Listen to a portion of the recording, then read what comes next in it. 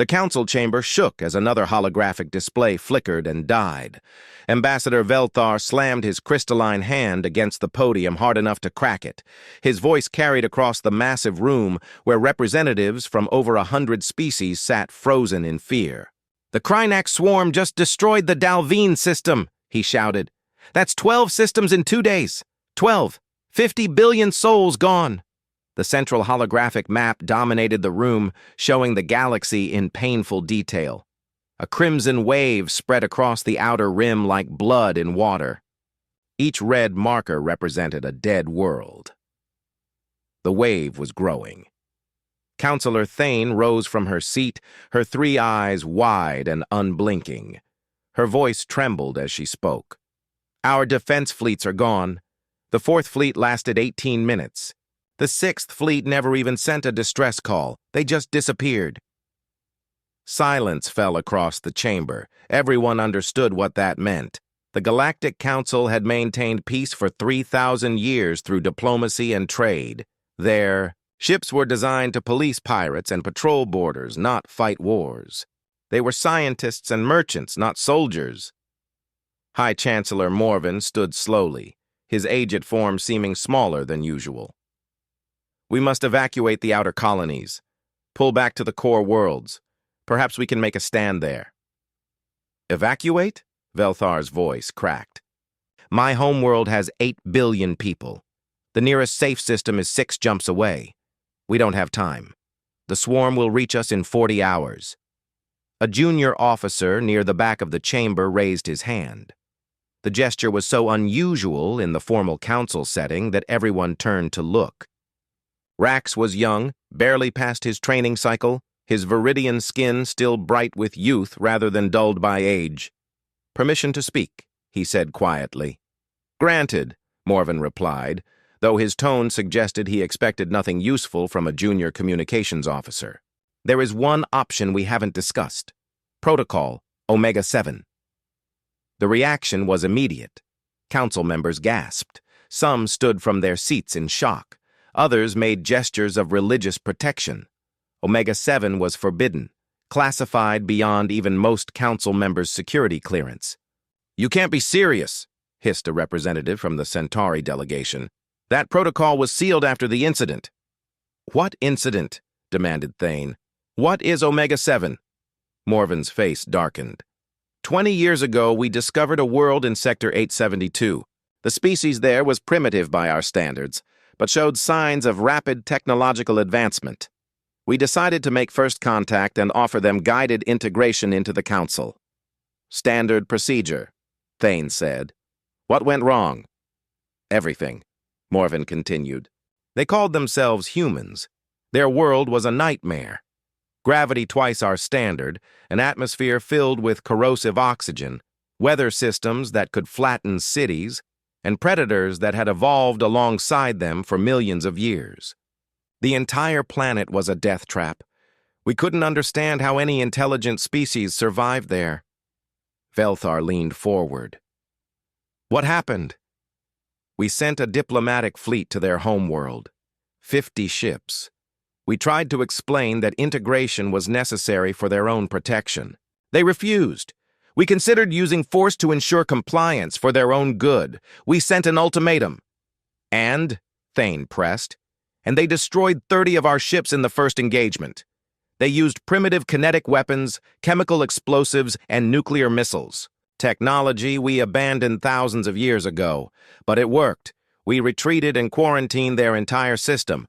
We called them Deathworlders and forbade any contact." The chamber erupted in debate. Voices overlapped as council members argued, shouted, and demanded answers. Finally, Velthar raised his hand for silence. "You're saying these humans defeated our fleet using primitive weapons, and now you want to contact them again?" "I'm saying," Rax spoke up again, "that they are warriors. Real warriors. They evolved on a world where everything tried to kill them. They learned to fight, to adapt, to survive impossible odds. Right now, we need exactly that." "They're savage," another counselor protested. "Unpredictable and dangerous." Velthar looked at the holographic map again. The red tide was spreading faster now. He thought of his family on his homeworld, his children, his mate. 50 billion souls counting on him to make the right choice. "Send the beacon," he said quietly. "Ambassador, you cannot—" "Send it now," Velthar commanded. "If we're going to die anyway, let's at least try the one option we haven't exhausted. Send the distress call to Sector 872. To Earth." Morven nodded slowly to Rax. The young officer's hands shook as he input the commands. A quantum-encrypted message burst across folded space, racing toward a small blue planet orbiting a yellow star in an isolated corner of the galaxy. The message was simple, desperate. "To any vessel receiving this transmission, the Galactic Council faces extinction. The Krynax swarm is destroying our worlds. We are requesting immediate military assistance. Coordinates attached.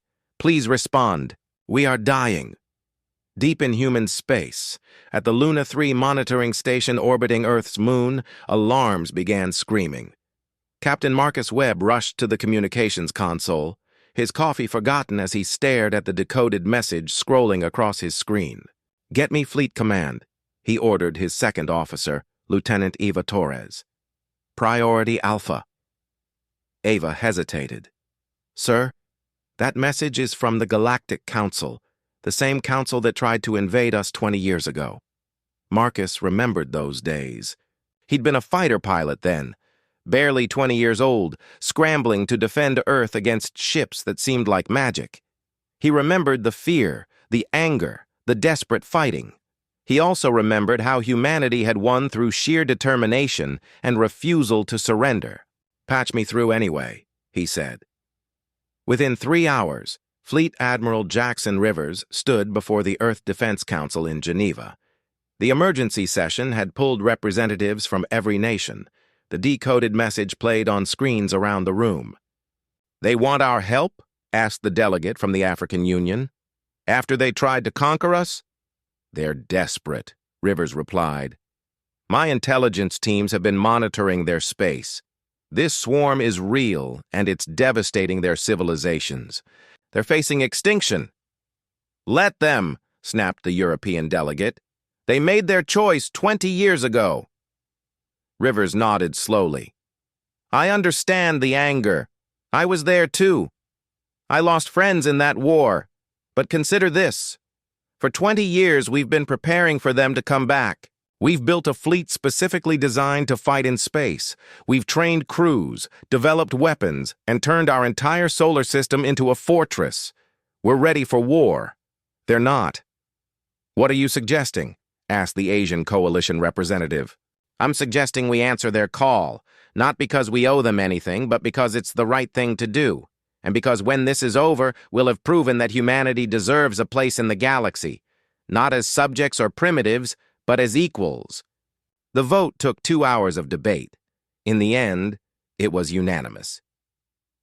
Rivers opened a fleet-wide channel. "This is Fleet Command to all vessels. Authorization Omega Red is active. All ships prepare for combat deployment. We have a distress call from the Galactic Council. We're going to war." Around Earth, Mars, and throughout the solar system, 47 dreadnoughts powered up their reactors. Each ship was massive, built in the orbital shipyards during humanity's paranoid preparation for another invasion. They were armed with railguns, missiles, particle beams, and nuclear weapons. They were crewed by men and women who had grown up knowing that hostile aliens existed.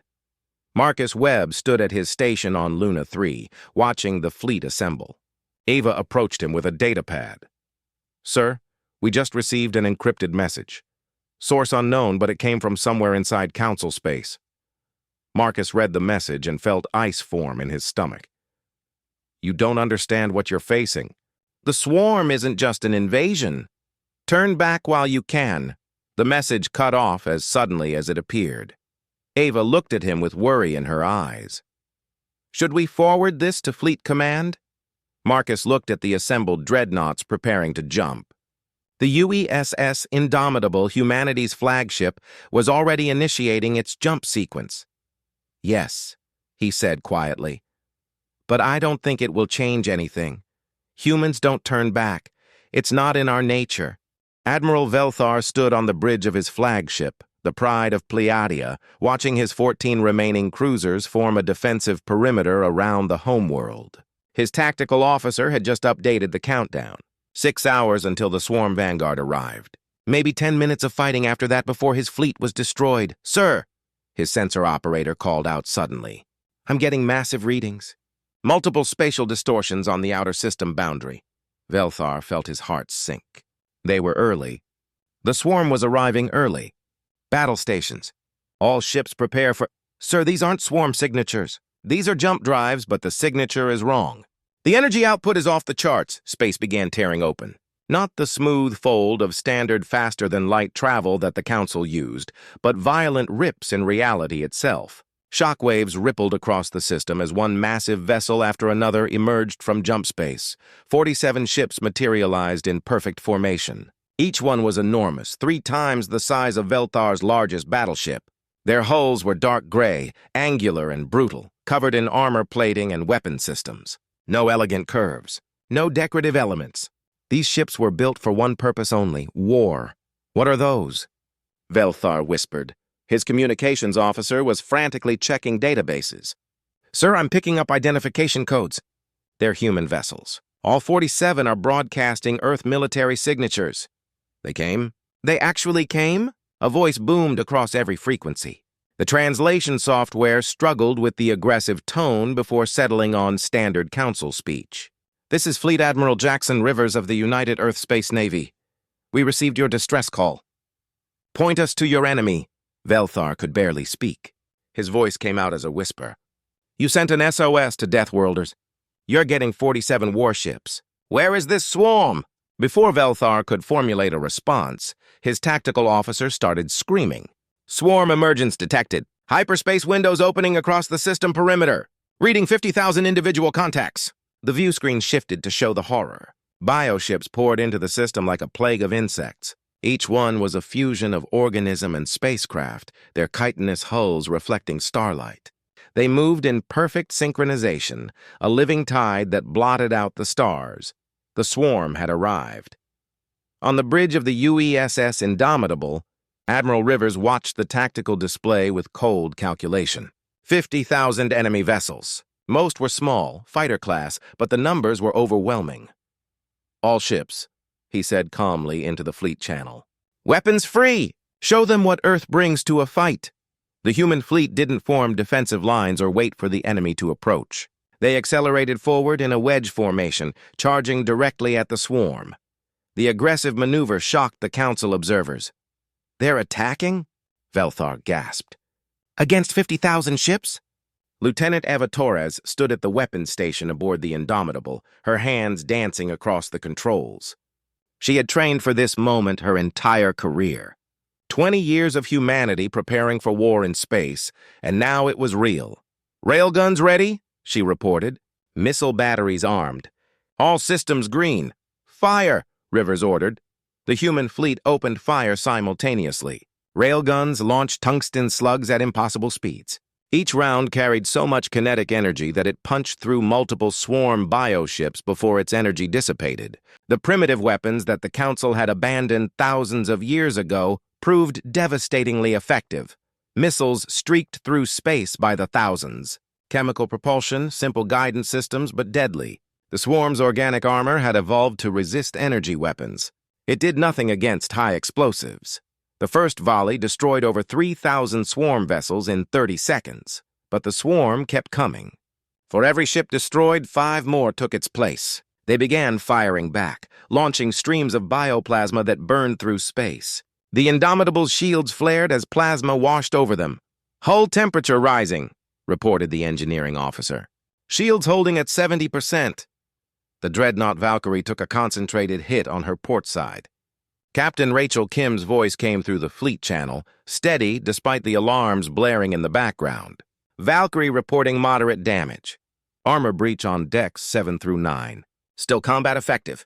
Returning fire." The battle became chaos. Bioships swarmed around the human dreadnoughts like angry insects. But the humans fought with coordinated precision. Each ship covered the others, creating overlapping fields of fire. When one dreadnought's shields weakened, another moved to protect it. "This is what we do," Rivers said to his bridge crew. "We adapt, we endure, we win."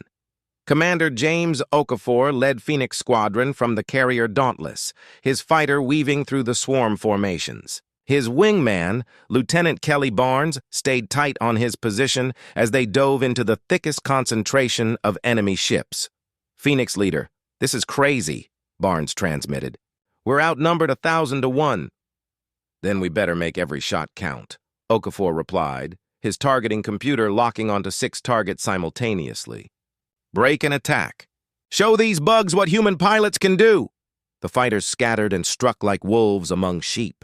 Human pilots flew with reckless courage, their training and instincts honed through countless simulations. They lost fighters, but they kept fighting. On the Pride of Pleiadea, Velthar watched in disbelief as the humans slowly pushed the swarm back. It shouldn't be possible. The numbers were overwhelming. But somehow the Deathworlders were winning. "Their tactics," his tactical officer said with awe. "They don't fight like us. They're aggressive, brutal, efficient. Every shot matters. Every move is calculated for maximum damage." Then the sensors screamed a new warning. Every display on every ship suddenly focused on a single point in space. Something massive was emerging from hyperspace at the edge of the system. The Swarm Queen's bioship tore into reality. It was enormous, 10 times larger than even the human dreadnoughts. A cathedral of organic horror, pulsing with bioluminescent patterns. The psychic pressure emanating from it hit like a physical wave. On the Indomitable, crew members collapsed at their stations, clutching their heads in pain. Ava Torres fell to her knees, feeling something alien trying to force its way into her mind. Terror. Absolute terror flooding her thoughts. "Psychic attack," she gasped. "It's in our heads," but Admiral Rivers remained standing. His jaw was clenched, veins standing out on his forehead, but he stayed upright through sheer willpower. "All hands listen to me. We grew up on Earth. We faced predators, disasters, and death since birth. This is just another predator. Push through the fear." That's an order. One by one, the human crews forced themselves back to their stations. They were used to fighting through pain, through fear, through impossible odds. Earth had taught them that lesson well. The Queen launched thousands of specialized warrior drones toward the human fleet. Each one was covered in organic blades and acid launchers. They moved with terrifying coordination. "All ships," Rivers commanded. "Concentrate fire on that Queen. Target her and don't stop shooting until she's dead." The human fleet turned as one to face the new threat. 47 dreadnoughts against a monster that had destroyed entire council fleets.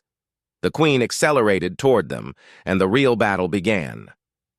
The Swarm Queen's bioship filled every view screen across the human fleet. Her psychic scream intensified, a sound that existed beyond normal hearing, piercing directly into the minds of every living being in the system.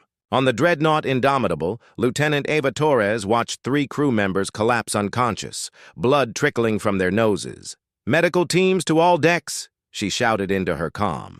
"We have casualties from psychic attack." Admiral Rivers gripped his command chair until his knuckles turned white. The pressure in his skull felt like his brain was being squeezed. He could hear the Queen's voice, not in words but in raw emotion, hunger, rage, the absolute certainty that everything in this system would die. "All ships maintain formation," he forced the words out. "Don't let her get in your head. She's just another predator. Earth made us fight predators before we could walk." The Queen launched her assault. 10,000 warrior drones burst from ports along her massive hull, each one the size of a fighter craft. Unlike the smaller swarm ships, these were purpose-built killers. Razor-sharp organic blades extended from their bodies. Acid sacs pulsed beneath their armor. They moved with perfect coordination, a single consciousness controlling thousands of bodies. "Launch all fighters," Rivers commanded. "Clear us a path to that Queen." From each dreadnought, human pilots in Mark 7 interceptors shot into space. Commander James Okafor led Phoenix Squadron directly toward the densest concentration of warrior drones. His targeting computer was screaming warnings. 300 enemy contacts ahead. Survival probability 4%. Phoenix Squadron tight formation, he ordered. We're going through them, not around them. Lock weapons and follow my lead. Sir, that's suicide, his wingman Lieutenant Kelly Barnes protested. Everything's suicide today, Okafor replied. But we die making a difference. Punch it! The squadron accelerated to maximum thrust, diving straight into the swarm of warriors. Plasma cannons fired in perfect synchronization. The first 30 seconds were chaos. Fighters weaved through enemy formations, dodging blade strikes and acid sprays. 3 human fighters exploded, their pilots giving no last words, just dying as they fought. But they cleared a corridor, a narrow path through the warrior drones, straight to the Queen. Admiral, window is open, Okafor transmitted. You have maybe 40 seconds before they close it. Rivers didn't hesitate. All Dreadnoughts, convergent fire pattern. Target the Queen, everything we have. Fire now! 47 warships unleashed every weapon simultaneously. Railgun slugs traveling at relativistic speeds. Missiles by the thousands. Experimental particle beams that Earth scientists had developed in secret. Nuclear-tipped torpedoes that would never be used on Earth but were perfect for space combat. Every weapon humanity had created in 20 years of paranoid preparation converged on a single target. The Queen's organic armor began to crack. Pieces of her hull tore away, spinning into space. Her psychic scream transformed into something different. Pain. Genuine pain. She had never felt real resistance before. The Council species always broke quickly, their warriors too civilized, too unused to real violence. But these humans were different. They fought like the apex predators from their death world, relentless, brutal, unforgiving. The Queen made a decision. If she could not win through overwhelming force, she would win through sacrifice. She accelerated directly toward the human fleet, intending to ram the largest dreadnought. Her massive bulk would destroy it and several others in the collision. It would be worth the damage to break their formation. She's going to ram us, Eva shouted. Impact in 30 seconds. On the dreadnought Titan, Captain Robert Hayes watched the Queen's approach on his tactical display. He ran the calculations in his head. The Queen was targeting the Indomitable, the fleet flagship. If she succeeded, Admiral Rivers would die. The fleet would lose coordination at the worst possible moment. Hayes made his decision in 3 seconds. All hands, this is the captain. He transmitted across all ship channels. Brace for impact. Engineering, give me emergency thrust. Helm. Put us between that thing and the Indomitable. Right now. His executive officer turned pale. Sir, we can't survive that collision. I know. Do it anyway! The Titan surged forward on full thrust, intercepting the Queen's trajectory. The 2 massive objects collided with catastrophic force. The Titan's forward hull crumpled like paper. Explosions rippled along her length as systems overloaded and reactors strained. But the collision stopped the Queen's momentum. The 2 ships locked together. The Titan's wreckage tangled with the Queen's organic structure. Titan, report status? Rivers demanded, his voice tight with emotion. Captain Hayes appeared on the view screen. Behind him, his bridge was a disaster. Sparks rained from damaged conduits. Crew members worked frantically at failing stations. But Hayes looked calm. Hull breaches on all decks. Main reactor is critical. Engines are gone. But Admiral, we have her pinned. She's stuck on us. She can't break free. Rivers understood immediately what Hayes was suggesting. Titan, evacuate your crew. Get everyone to the aft life pods. Negative, sir. If we abandon ship, she might break loose. My crew is staying. We're going to hold her right here. Hayes paused. Just make this count. Make sure we win. The channel went quiet. Then Hayes added softly, Tell Earth we did our duty. Rivers felt something break inside his chest, but his voice remained steady. All ships, target the Queen. Maximum firepower. Fire everything. Sir, we'll hit the Titan, the weapons officer protested.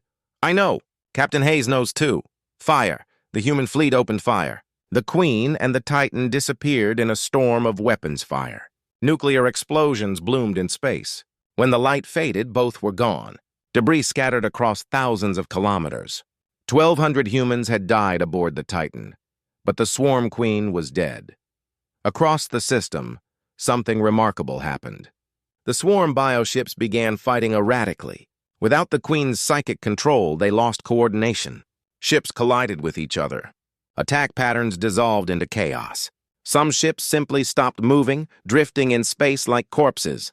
The human fleet pressed forward, methodically destroying the confused enemy. Within 90 minutes, the swarm was retreating, fleeing into hyperspace in random directions. Admiral Velthar watched from the Pride of Pleiadea in stunned silence. The humans had won. Against impossible odds, the Deathworlders had achieved total victory. But on the Indomitable, long-range sensors detected something troubling. Eva Torres studied the readings with growing concern. Admiral, the swarm's retreat pattern isn't random. They're all heading to the same coordinates, deep in dark space, towards something that's calling them. Rivers studied the sensor data. His face went pale. This isn't a retreat. This is a regrouping. Get me the Galactic Council immediately. I need answers about what else they haven't told us about this swarm. The emergency council meeting convened aboard the Indomitable, the first time in 3,000 years that council representatives had set foot on a vessel from an outside species. Ambassador Velthar and High Chancellor Morven walked through corridors that smelled of oil and metal. Every surface was functional, designed for combat efficiency. Crew members moved with military precision, their expressions hard and alert. This was not a diplomatic vessel. This was a warship. Admiral Rivers waited in the war room, his face carved from stone.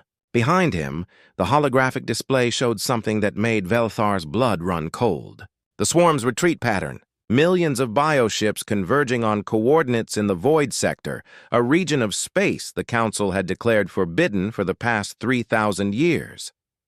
Sit down, Rivers said coldly, and start explaining what you've been hiding. Morven's multiple eyes refused to meet the Admiral's gaze. His voice came out weak and ashamed. We need to tell you the real reason we quarantined Earth 20 years ago. It wasn't just fear of your violence. We needed warriors desperately, but we were terrified of what you might discover if you learned the full truth.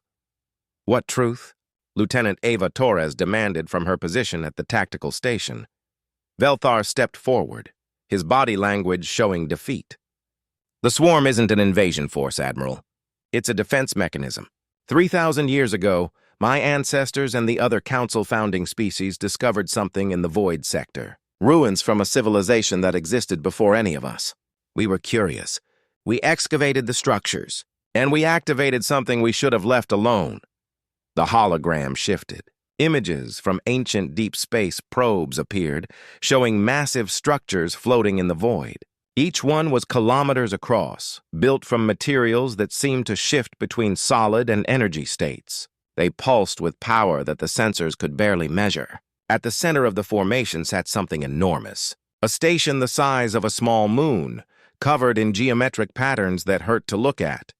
We call it the Harvester, Morven continued, an automated system designed to reset entire galaxies. Its purpose is to eliminate all advanced civilizations and return worlds to their primordial states. Life can start over. Evolution begins again. The swarm is its immune system, biological weapons created to destroy any species that might interfere. Rivers felt ice form in his stomach. You activated a galaxy-killing machine? We didn't know what it was, Velthar said desperately. Our scientists thought it was an archaeological treasure. By the time we understood, it was too late. The Harvester began its wake-up sequence. The swarm started attacking our colonies. 3,000 years, Eva said quietly. You've been fighting this thing for 3,000 years and you never shut it down? We tried everything, Morven insisted. We built quantum-dampening fields around the entire void sector, massive installations that keep the Harvester in partial stasis. But the fields are failing. That's why the swarm attacks have been increasing. The Harvester is waking up. Rivers slammed his fist on the table hard enough to dent the metal. And you thought the solution was to keep humanity locked away? We could have helped, could you? Velthar asked softly. Admiral, we studied your species extensively. Your history is one of constant warfare. You turn every challenge into a weapon, every discovery into a tool for conflict. We were afraid that if humans found the Harvester, you wouldn't try to destroy it. You would try to control it. To weaponize it, the accusation hung in the air. Rivers wanted to deny it completely, but he knew Earth's history. He knew about nuclear weapons, biological warfare, every terrible thing humanity had created. The Council's fear wasn't entirely irrational. So what happens now? Rivers asked, forcing his voice to stay calm. Morven pulled up new data. The hologram showed the swarm massing around a station in the void sector. The numbers were staggering. 5 million bioships forming a living sphere around the Harvester. The dampening fields failed completely 6 hours ago. The Harvester will fully awaken in 24 hours. When it does, it will send out a pulse wave that will sterilize every world in this galaxy. Every planet with complex life will be reduced to bacteria and simple organisms. Trillions will die. How do we stop it? Ava asked. You can't, Morven said simply. The station is invulnerable to our weapons. The swarm protects it with overwhelming numbers. We sent a commando team inside once, 50 years ago. They were all converted into swarm units. The Harvester turned them against us. We've exhausted every option, Admiral. We've accepted extinction. The war room fell silent. Every human present felt the weight of those words. An entire galaxy giving up hope, accepting death. Then Admiral Rivers did something unexpected. He laughed. It wasn't a happy sound. It was the laugh of someone who had just heard the most ridiculous thing imaginable. You're giving up? Just like that? Admiral, you don't understand the scale. No, you don't understand humans, Rivers interrupted. You want to know the real difference between us? You evolved on safe worlds. When things got hard, you had time to think, to plan, to find elegant solutions. Earth never gave us that luxury. We learned to fight impossible odds before we learned to build civilizations. We learned that the universe doesn't care about fair. He turned to his command staff. Get me every engineer in the fleet. I want complete analysis of that station. Tactical assessment, weak points, entry vectors. We're going in. You can't be serious, Morven protested. Watch us. We're humans. We've been the underdog our entire existence, and we're really good at winning fights we're supposed to lose. A priority message arrived from Earth. The home fleet was jumping to their position. 60 more Dreadnoughts. But there was more. The Harvester had accelerated its timeline. They didn't have 24 hours anymore. They had 12. Rivers looked at the tactical display showing 5 million swarm ships protecting the Harvester. One officer quietly calculated the odds and went pale. Well, Rivers said grimly, humanity never let bad odds stop us before. Operation Doomsday is authorized. We breach that sphere, hit that station, and shut down the Harvester. Or we die trying. Either way, this ends today. The combined human fleet of 107 Dreadnoughts hung at the edge of the void sector like a steel fist ready to strike. Every captain knew the truth. This was a one-way mission. The tactical display showed the Harvester station surrounded by a living sphere of 5 million swarm bioships, 3 layers deep. No retreat. No backup plan. Either they shut down the galaxy-killing machine, or everything died. Admiral Rivers stood on the Indomitable's bridge, looking at screens showing the faces of every ship captain. Men and women from every nation on Earth. Different languages, different cultures, but united in this moment. Captains, you know the mission, Rivers said quietly. We punch through that sphere. We deliver a strike team to the station core. We destroy the Harvester's control nexus before it sends out its sterilization pulse. Command has authorized Operation Doomsday. Someone laughed over the channel. The bitter humor of soldiers facing certain death. The Galactic Council is evacuating their core worlds right now, Rivers continued. They've given up. But we're not them. We're humans. We don't quit. 48 hours ago, the galaxy thought we were savages. Today, we're their last hope. Let's show them what savages can do when everything is on the line. He paused, meeting each captain's eyes through the screens. It's been an honor serving with all of you. All ships maximum thrust. Attack formation Delta. Charge. The fleet accelerated as one, plunging toward the swarm sphere like a spear thrust into a beating heart. The bioships reacted instantly, the outer layer peeling away to swarm toward the humans. The collision was apocalyptic. Railguns fired continuously. Each tungsten slug vaporized multiple swarm ships. Missiles streaked through space in endless waves. Nuclear warheads detonated, creating brief suns that consumed hundreds of bioships at once. The humans fought with calculated fury, every shot placed with precision, every maneuver designed for maximum damage. But the swarm was infinite. For every ship destroyed, 20 more took its place. Bioplasma washed over the human fleet like acid rain. The dreadnought Yamato took catastrophic damage. Her entire starboard side torn open to space. Captain Hiroshi Tanaka's voice came through the fleet channel, eerily calm despite the emergency klaxons screaming behind him. Yamato to fleet. Main reactor is going critical. We can't contain it. Setting collision course with the thickest part of the sphere. We'll make you a door. Use it well. The Yamato accelerated on emergency thrust, her dying reactor building toward detonation. She plunged into the densest concentration of swarm ships and exploded. The blast was massive, tearing a kilometer-wide gap in the living barrier. Debris scattered across thousands of kilometers. All ships through the gap now, Rivers commanded. Don't let their sacrifice be wasted. 20 dreadnoughts surged through before the swarm closed the hole. They were inside the sphere now, fighting in 3 dimensions, bioships attacking from every direction. The Indomitable's armor glowed red-hot from repeated plasma strikes. Warning alarms filled every deck. Hull integrity at 40%, Lieutenant Eva Torres reported, her voice steady despite the chaos. We can't take much more. Rivers opened the fleet channel. All ships listen up. We need a volunteer. One ship has to get close enough to launch the strike team. That ship won't survive. I need someone to make the run. For 3 seconds, silence.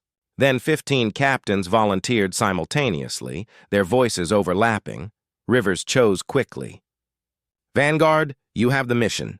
Get Commander Okafor and his Marines to that station. The rest of us will keep the swarm busy. Captain Lisa Rodriguez of the Vanguard acknowledged immediately. Understood, Admiral. Beginning our run. It's been an honor. The Vanguard, carrying Commander James Okafor and 50 hand-picked Marines, burned toward the Harvester Station at maximum thrust. The remaining dreadnoughts formed a protective sphere around her, absorbing every swarm attack.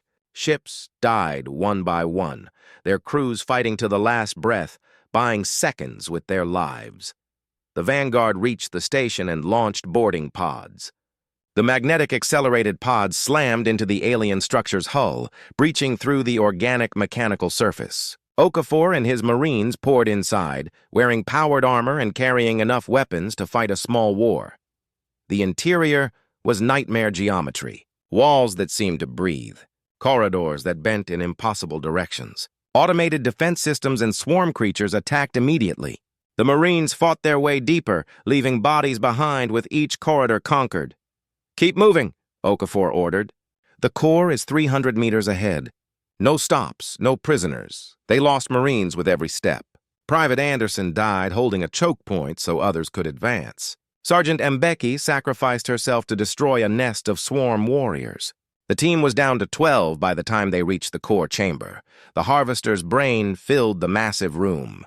A crystalline structure the size of a building, pulsing with energy that made reality shimmer around it. Okafor could feel it in his bones. This thing had the power to end all life in the galaxy. Plant the charges, he ordered. We have 90 seconds before this place realizes we're here. But they didn't have 90 seconds.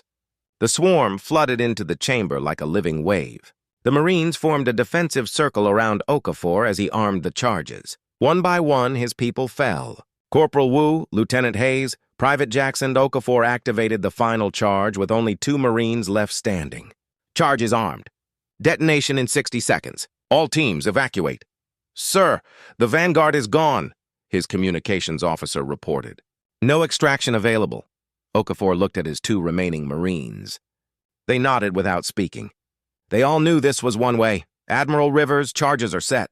60 seconds. Get your fleet clear and finish this fight. Commander, No time for speeches, sir. Just tell Earth we did our job. The remaining dreadnoughts burned away at emergency thrust. Behind them, the charges detonated in a cascade. The Harvester Station's crystalline core shattered. Energy spiraled out of control. Ancient machinery that had existed for millions of years tore itself apart. The quantum fields collapsed. The awakening consciousness of the Harvester died screaming a silent scream across dimensions. Across the void sector, every swarm ship went dormant simultaneously. Their connection to the Harvester severed. They became nothing more than lifeless organic matter, drifting in space like dead leaves. It was over. 3 weeks later, Admiral Rivers stood in the Galactic Council chambers. The room was packed with representatives from 1,000 worlds, every one of them alive because humans had refused to accept defeat. Of the 107 dreadnoughts that entered the Void sector, 32 limped home. 23,000 humans died in the battle. High Chancellor Morven stepped forward. Admiral Rivers, the Galactic Council offers humanity full membership, unrestricted access to all trade routes and technology, and our eternal gratitude.